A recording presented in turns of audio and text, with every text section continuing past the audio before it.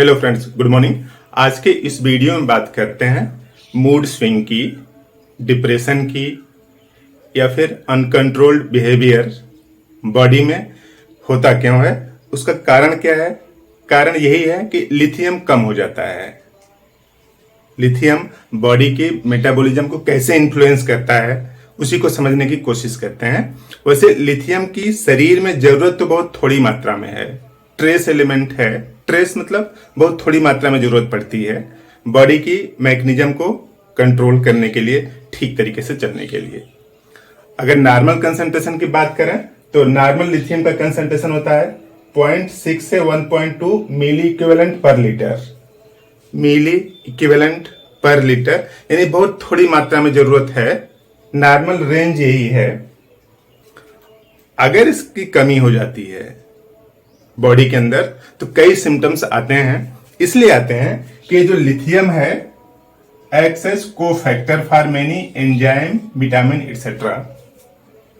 कई enzyme, vitamin, mineral body के अंदर जो काम करते हैं उनके लिए कोफैक्टर काम करता है। अब कोफैक्टर क्या होता है? कोफैक्टर मतलब यूं समझ लीजिए कि सहायक फैक्टर है, असिस्टेंस है, प्रोवाइड करता है बॉडी के मेटाबॉलिज्म में। यूं समझ लीजिए कि कोफैक्टर क्या है कि जैसे मान लीजिए क्रिकेट का मैच चल रहा है, यहाँ पे एक बैट्समैन है और यहाँ पे एक बॉलर है।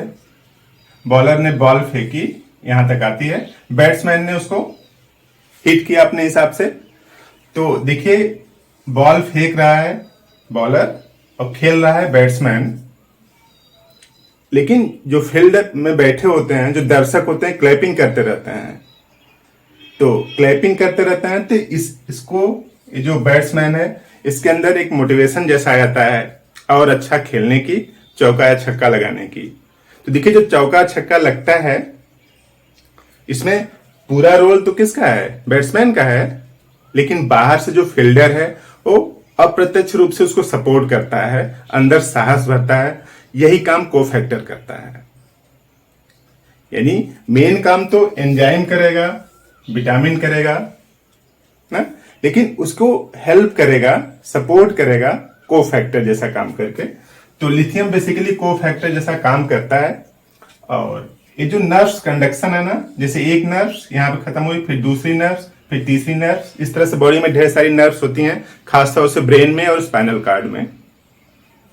ऐसे तो पूरी बॉडी में कंसंट्रेशन है उनका, लेकिन मेन लोकेशन कहाँ है? ब्रेन और स्पाइनल कार्ड के आसपास। तो न्यूरोनल यानी नर्व्स के बीच ट्रांसमिशन को बैलेंस करता है।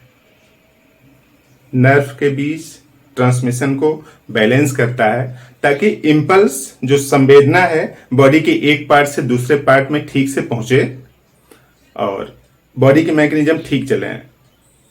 अनफॉर्चुनेटली लिथियम की अगर कमी हो जाती है तो यहां से जो इंपल्स, जो संवेदना इधर आ रही थी, पूरी की पूरी मात्रा में इधर नहीं पहुंचती है और यहां से जो इस तरफ जाने चाहिए तो नहीं पहुंच पाती है। तो इस वजह से डिप्रेशन जैसे सिम्टम्स आते हैं। यानी कुछ भी काम करने की इच्छा ना होना, डल सा पड़े रहना, न पढ़ने में मन लगना, न किसी काम में, न बिजनेस में, यानी इनएक्टिव सा बने रहना। तो डिप्रेशन पहला इंडिकेशन है जब लिथियम कम हो जाएगा बॉडी में। और दूसरा क्या है? इंपल्स कंट्रोल डिसऑर्डर, यानी अपना जो अंदर का जो आवेग है, जो इंपल्स है, उसको कंट्रोल नहीं कर पाता है। जैसे कहीं पे सैड सिचुएशन है तो वहां पे हंसने लगता है, और कहीं पे प्लेजेंट सिचुएशन है वहां पे रोने जैसा लगता है। तो इस तरह से इंपल्स कंट्रोल डिसऑर्डर, यानी अपने जो बॉडी के जो इंपल्स हैं, जो आवेग हैं, उसको कंट्रोल नहीं कर पाता है। और तीसरा क्या है कि मूड डिसऑर्डर।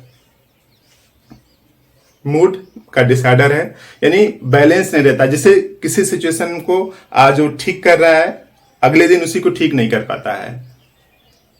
किसी से आज खुश है, अगले दिन वो नाराज हो जाता है, फिर अगले दिन इसी तरीके से, फिर उसके अंदर मूड डिसऑर्डर के सिम्टम्स आते हैं। मूड स्विंग करता रहता है। मूड स्विंग मतलब यूं समझ लीजिए कि जैसे यहां से यहां तक, जैसे इस तरह से मान लीजिए गुड है और ये क्या है? बैड है। कब वो ठीक काम करेगा, कब खराब काम करेगा, कब ठीक बिहेवियर करेगा, कब खराब बिहेवियर करेगा, ये समझ में नहीं आता, तब उस अवस्था को मूड डिसऑर्डर या मूड स्विंग बोलते हैं। और वॉयलेंट बिहेवियर, अगर उसके मन का नहीं होता है, चाहे गलत हो या सही हो, उसी के पसंद का हो तब तो ठीक है। अगर उसके मन का नहीं होता है तो एग्रेसिव हो जाता है। एग्रेसिव हो जाना, फिर अगले टाइम में डिप्रेशन में भी आ जाना, यानी थोड़ी देर के लिए एग्रेसिव होना, फिर डिप्रेशन में आ जाना। और लर्निंग डिसऑर्डर, सीख नहीं पाता। पढ़ते समय जब स्टूडेंट था तो पढ़ नहीं पा रहा था, और जब बड़ा हो गया तो कुछ चीजें दूसरों से सीखी जाती हैं। तो लर्निंग डिसऑर्डर है, यानी दूसरों को फॉलो नहीं कर पाता है, न थॉट को, न बिहेवियर को, न एटीट्यूड को। तो इस तरह से लर्निंग डिसऑर्डर है। और रिड्यूस फर्टिलिटी, फर्टिलिटी रेट भी क्या हो जाती है, कम हो सकती है लिथियम की डिफिशियंसी की वजह से। तो यही 6 मेन सिम्टम्स हैं जो लिथियम की डिफिशियंसी से आते हैं। इसके अलावा और अनगिनत सिम्टम्स हैं, तो जिनको भी काफी टाइम से डिप्रेशन चल रहा हो, मूड डिसऑर्डर हो, इंपल्स पर कंट्रोल ना हो ना, इसको एक टर्म में अगर देखते हैं तो बोलते हैं कि एंजाइटी है ना? तो ये जो एंजाइटी वाले सिम्टम्स काफी दिन से चल रहे हैं, तो आप लिथियम का चेक करवा लीजिए। हो सकता है लिथियम कम हो, तो उसको पूरा करने की कोशिश करिए। लिथियम जब ज्यादा हो जाएगा तो भी बॉडी को नुकसान करता है। इस नॉर्मल कंसंट्रेशन से 0.6 से 1.2 मिली इक्विवेलेंट पर लीटर से ज्यादा हो जाएगा तब भी दिक्कत क्रिएट करेगा, कम हो जाएगा तो भी दिक्कत क्रिएट करेगा। इसी रेंज में होना चाहिए, 0.6 से 1.2 तक, यानी 0.7 0.8 इस तरह से होना चाहिए। तो इसकी कमी भी दुखदाई है और एक्सेस भी दुखदाई है। तो होम्योपैथी में इसके लिए मेडिसिन है कि जो कि कमी को पूरा कर सकती है। उसके लिए आपको लेना पड़ेगा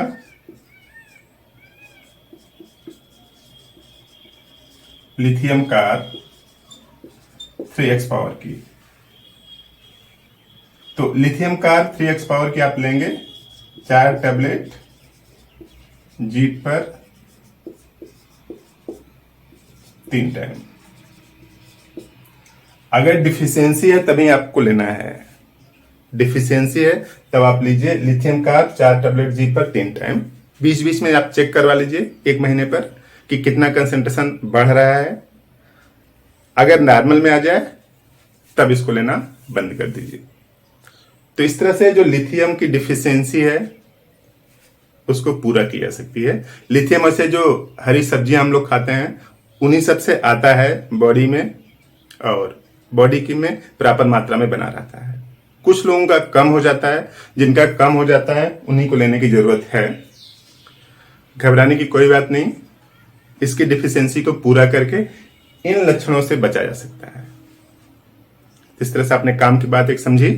वीडियो अच्छा लगा तो इस चैनल को सब्सक्राइब कर दें, वीडियो को लाइक करें और शेयर भी कर दिया करें व्हाट्सएप पे